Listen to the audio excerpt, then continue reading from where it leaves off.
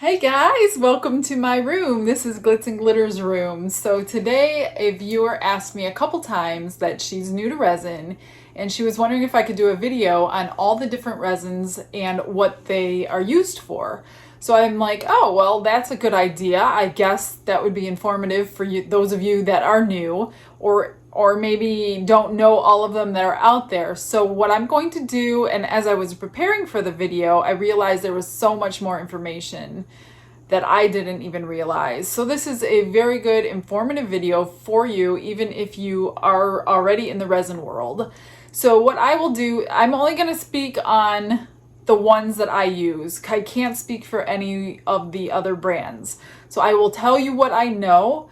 I will show you the bottles as I'm talking about them, and I will give you the details that I know on them. So if I'm missing any details, please in the comments below put something that I missed. So those of you that are new, go through the comments and see if there's anything that I missed that they can tell you that I did not know.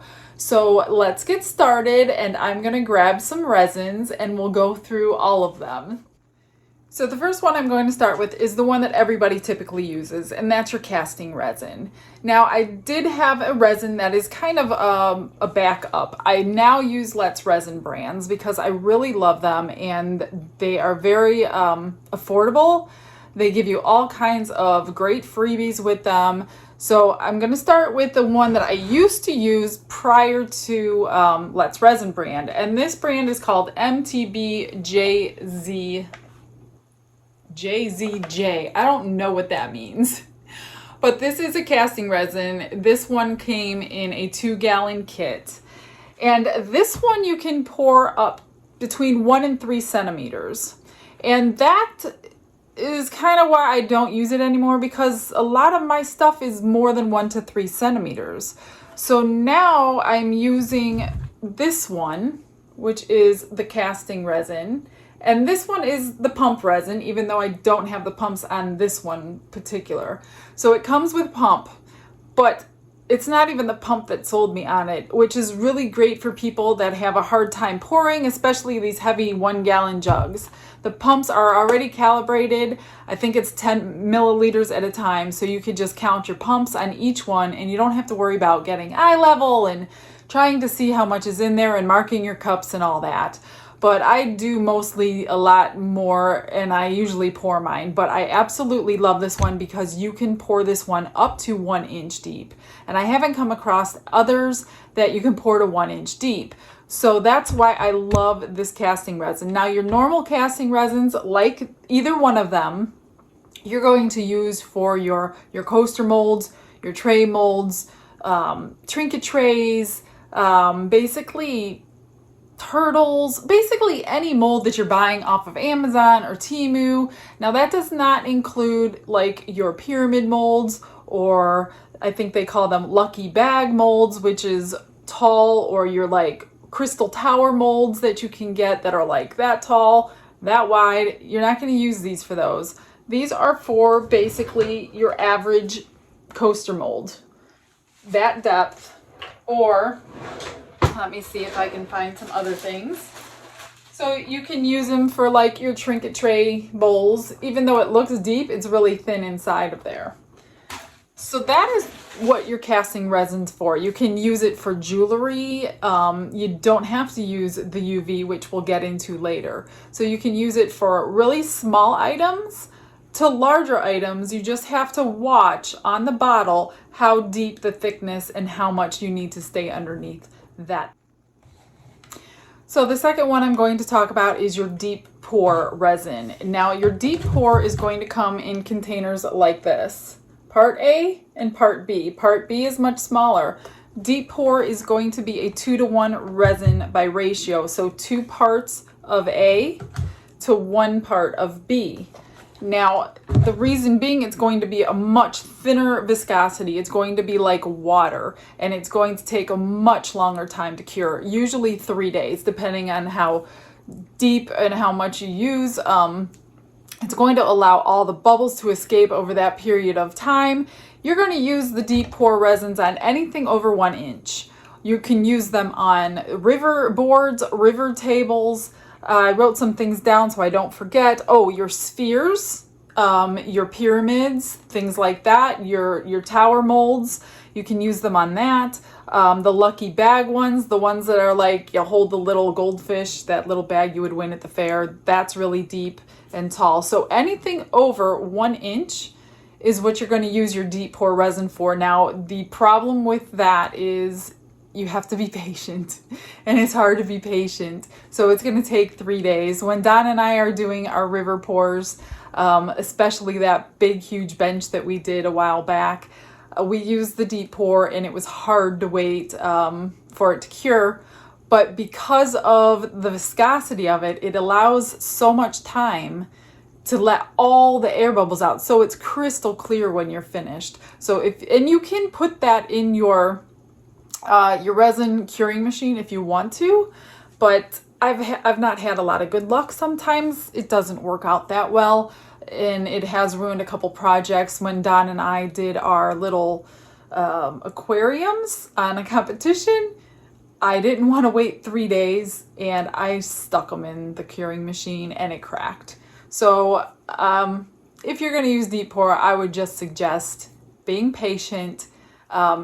Again, watch your labels. It will tell you exactly, your brand will tell you how deep to pour it. So the reason being, you don't want flash curing to happen. And on the casting resin, the one we just talked about prior, you don't want it to be too deep, because once it's too deep, it's going to just get really, really hot really, really fast. And you don't want to keep it in your mugs or your cups or whatever you're mixing it in. You got to get it in smaller containers, because the depth is cut. Take that into consideration as it's sitting there waiting for it to be poured. So you don't want flash curing to happen in the mixing cup either. Okay, the next one I'm going to talk about is one of my favorites, and it is my Fast Cure by Let's Resin. Now these come in smaller jugs. They are, I think, a 72 ounce for the kit. And I love those because they cure in 4 hours. Now you cannot pour them 1 inch deep. You have to be careful. Like, I use those for coasters, or like the first layer of a coaster. If it's a 2-layer coaster, I use them on jewelry little pieces. I don't go very deep with the Fast Cure. You could get away with a regular coaster mold.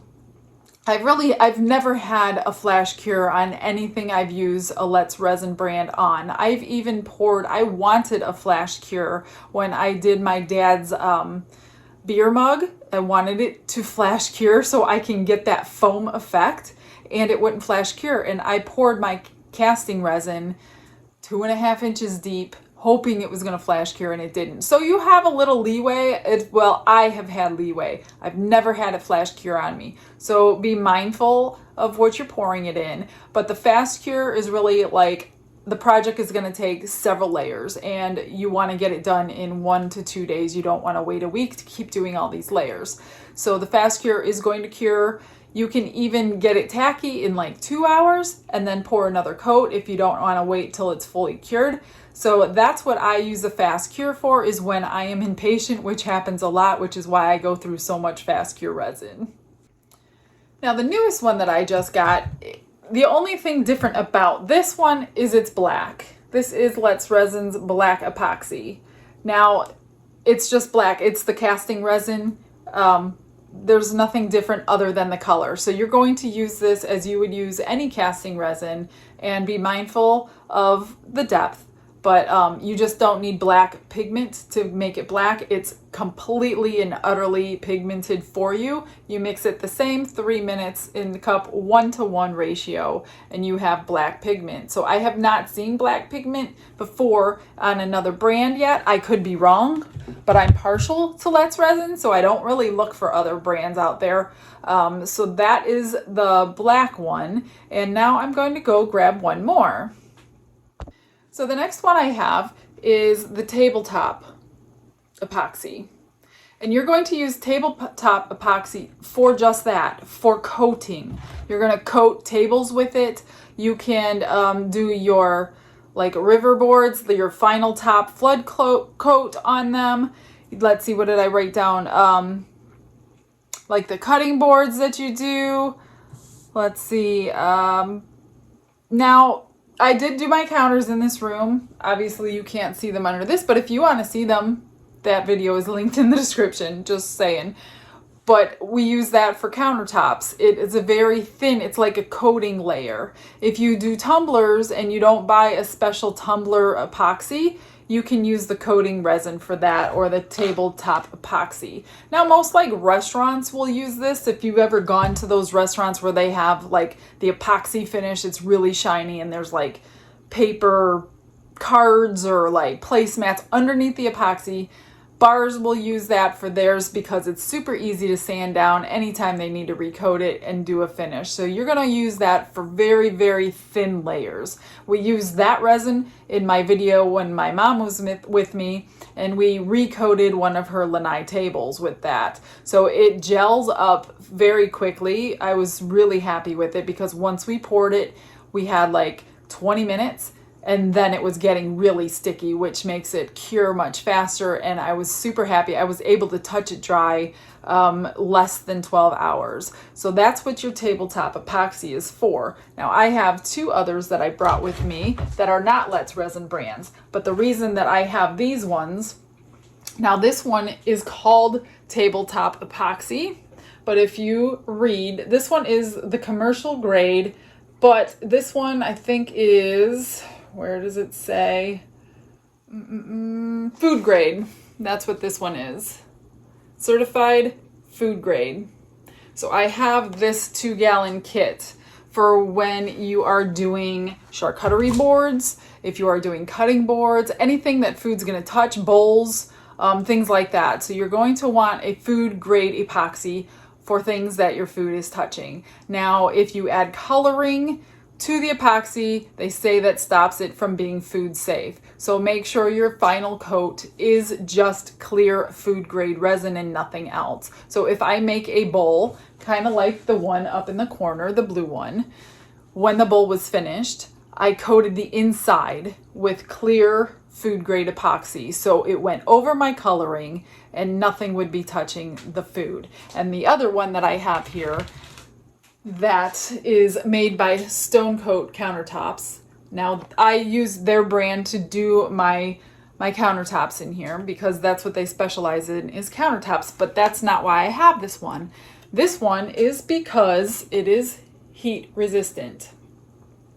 So if you're going to be putting hot coffee cups on coasters, or you know it needs to be heat resistant, that's why I have that one. So I will top coat sometimes the coasters with my heat resistant epoxy. So I treat that one just like my casting resin. I don't pour it thin, neither one of them. I don't pour thick. I'm sorry. I keep it between 1 and 3 centimeters.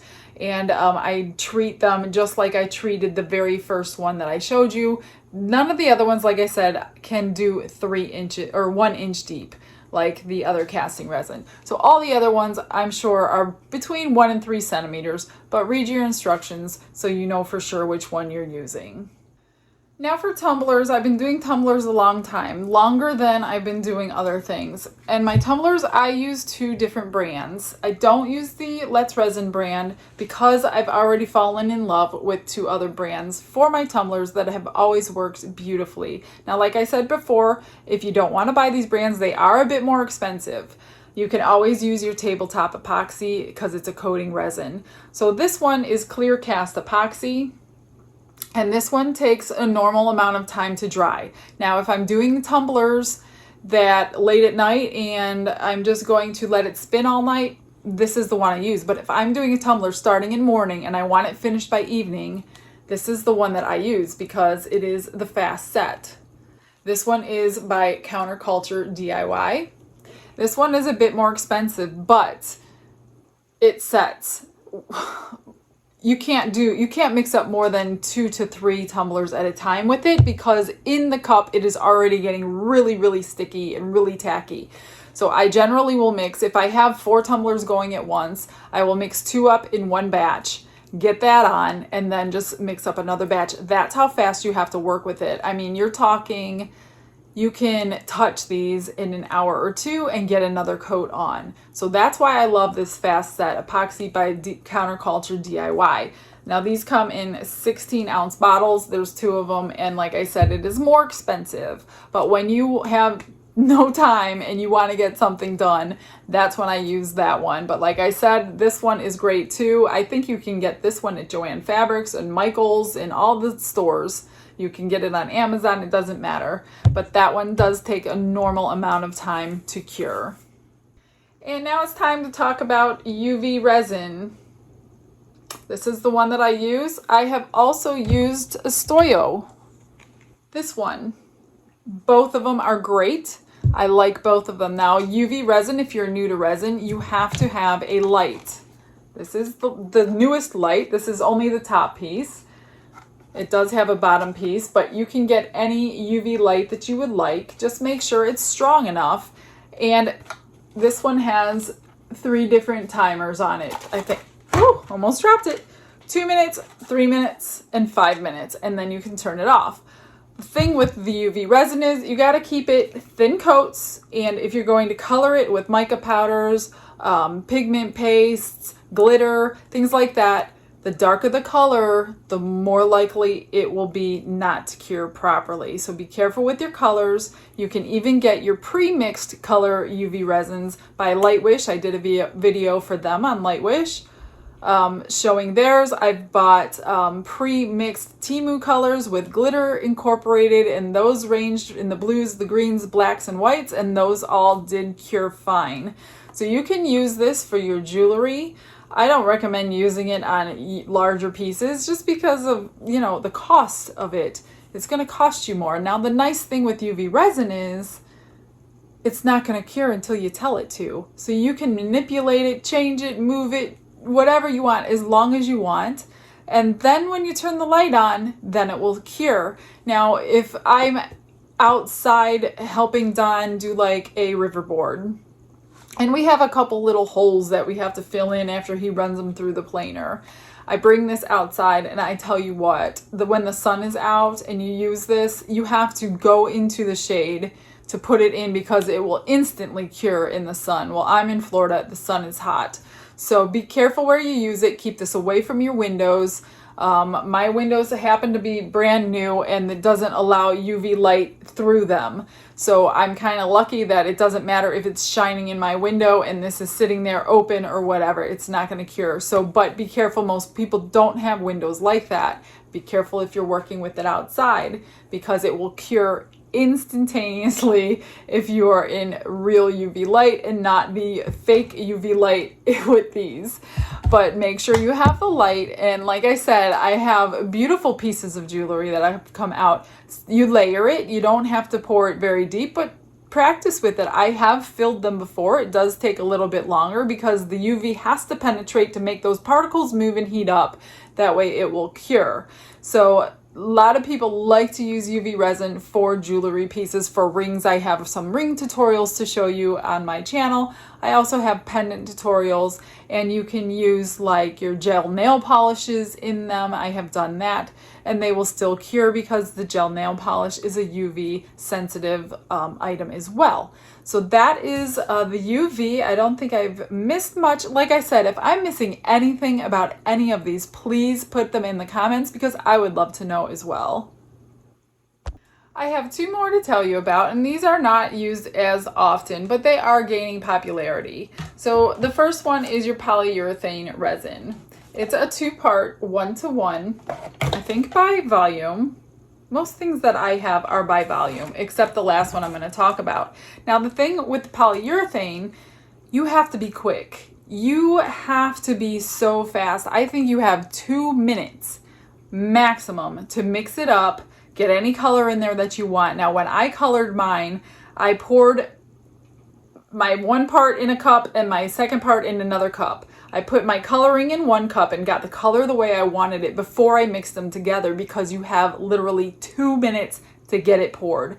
In 10 minutes, you are demolding this thing, and it is hard as a rock. The only downfall and the reason I don't use it often, it cures white. And if you do color it, it's going to be a lighter shade of whatever color that you put in there. I do have a video back in the channel of experimenting with just what colors do work in them and which ones do not work with them. And some of them do not work and ruin my mold.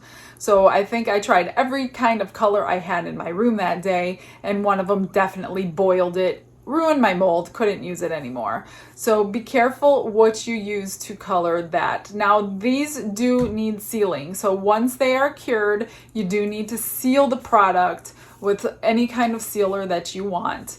That way it's not going to suck in any moisture and get ruined. I think I got everything on there. It's full cure in 1 day. Like I said, you can demold in like 10 minutes. You can literally watch with your eyes it curing, because it goes from clear when it's mixed properly. You pour it in, and in front of your eyes it just starts in the center and it turns white, and then the whole thing is white in like 10 minutes, or a color but barely color. And then you can demold it in 30 minutes or 10 minutes, and then it's fully cured in 1 day. So that piece, it's usually rock hard. Now I do have videos on this one. I did make a cell phone holder, and the first cell phone holder I made, I used resin. I'm using it at work, and I work out of a vehicle for my normal day job. Me and my husband work out of the vehicle. And I noticed that my cell phone holder was kind of like bending over. So I'm like, well, the resin isn't really working. It is hot. We work in a vehicle. I'm in Florida.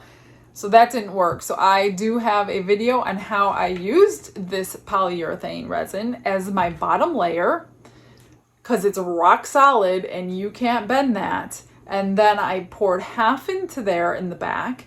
I poured the top half with regular resin, and I put something on there. I put like I think a tattoo or something, a temporary tattoo inlay in there, and it worked like a charm.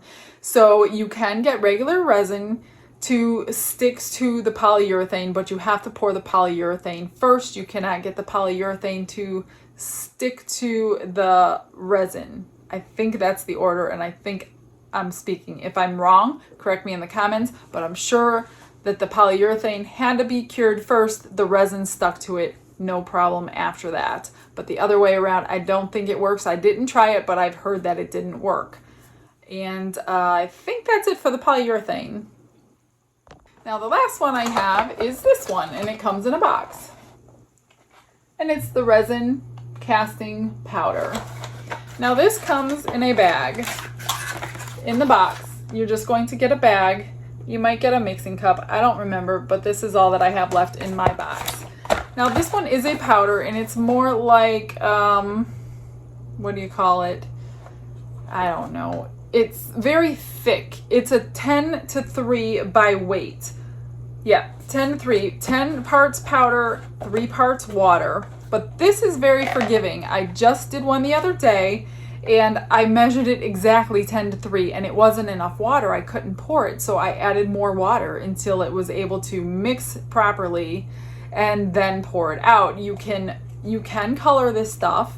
Again, this cures white if you don't color it. If you do color it, make sure you're using the proper kind of color and water-based, so it doesn't react with it and not cure or ruin your mold. So again, this one you have to seal it when it's finished. So it is a porous material, but it is rock hard. Now that one you have like a couple minutes to get it mixed, not much longer than the polyurethane.